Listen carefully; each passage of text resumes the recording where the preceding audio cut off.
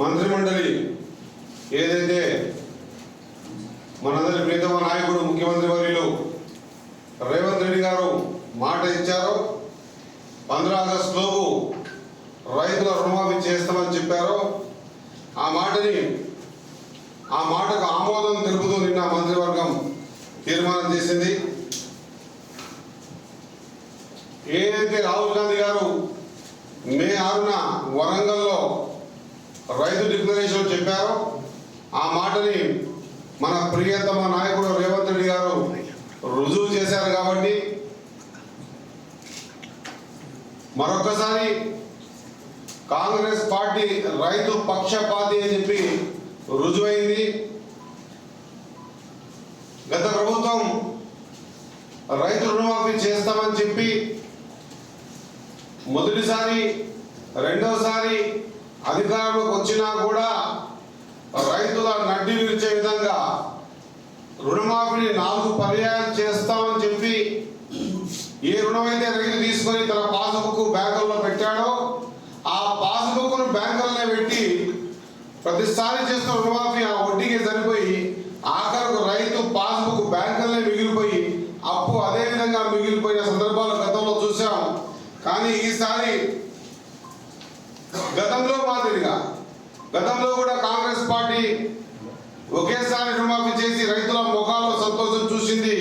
ఆనాటి రాజశేఖర రెడ్డి గారు ముఖ్యమంత్రిగా ఉన్నప్పుడు కాంగ్రెస్ పార్టీ ప్రభుత్వం.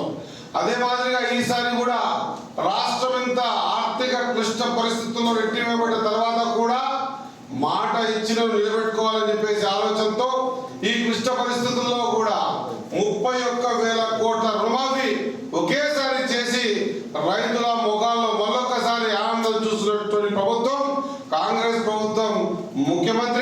మన ముఖ్యమంత్రి రేవంత్ రెడ్డి గారు అన్న విషయాన్ని మరొకసారి రుజువు చేస్తుంది. ఇదొక్కటే కాదు, రైతులకు సంబంధించిన ప్రతి అంశాన్ని కూడా పూర్తి స్థాయిలో నిలబెట్టుకునే ప్రయత్నం చేస్తా ఉంది. గతంలో కూడా మనకు అన్నారు రైతు బంధు వేయలేని, బరాబర్ రైతు బంధు వేసి ప్రతి రైతును కూడా కాపాడుకునేటువంటి సందర్భం మనం మొన్ననే చూసాం.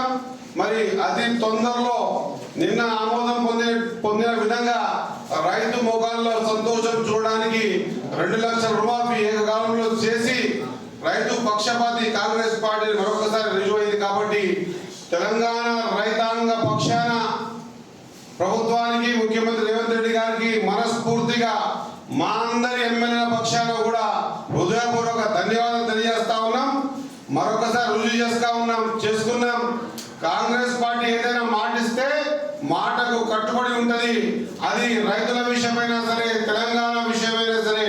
తెలంగాణ ఇస్తారని చెప్పిన సోనియా గాంధీ గారు మాట నిలబెట్టుకొని మనకి ఎన్ని కష్టాలు వచ్చినా కూడా తెలంగాణ ఇచ్చినటువంటి ఘనత ఆ రోజు సోనియా గాంధీ గారిది.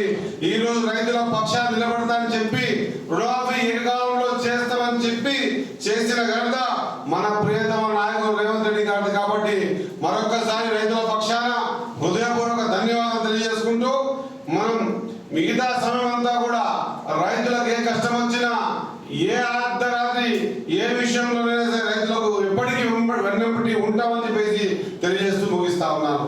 జై